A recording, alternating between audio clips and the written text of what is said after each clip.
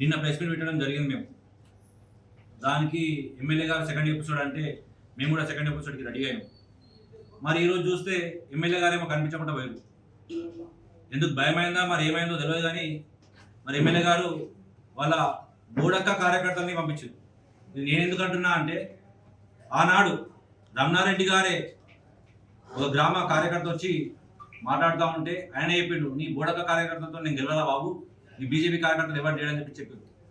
ఈరోజు అదే బోడక్క కార్యకర్తలను పెట్టుకొని ఉచ్చిగొలిపితే వాళ్ళు కుక్క లెక్క మరుగుతే మేము చూస్తూ ఊరుకోవడానికి ఇక్కడ ఎవరం కూడా సిద్ధంగా లేము. మేము ప్రశ్న సంధించినాం, దానికి సమాధానం చెప్పాల్సిన బాధ్యత పూర్తిగా నీ పైన ఉంది. ఏదో రెచ్చగొట్టినా కదా మళ్ళీ 6 నెలల దాకా పక్కకు పోతా, అమాస పన్నానికి వస్తా, ప్రెస్ మీట్ పెడతా అంటే చూసుకుంటే వాడు కూర్చోడు. అర్థమవుతుందా? ఈరోజు నువ్వు చెప్పినటువంటి మేనిఫెస్టో ఏదైతే ఉందో ఇది మభ్యపెట్టినావు, ప్రజల్ని మభ్యపెట్టినావు.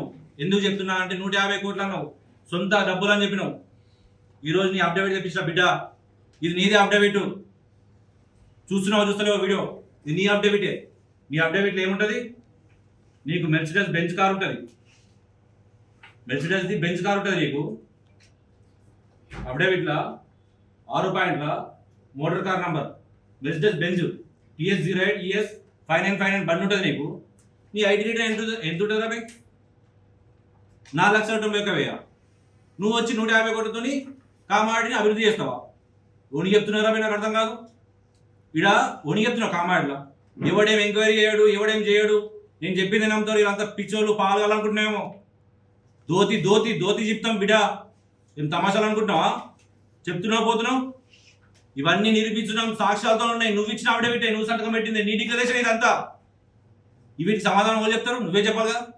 చెప్పు బిడ్డ, ఏడికి వస్తావు రా?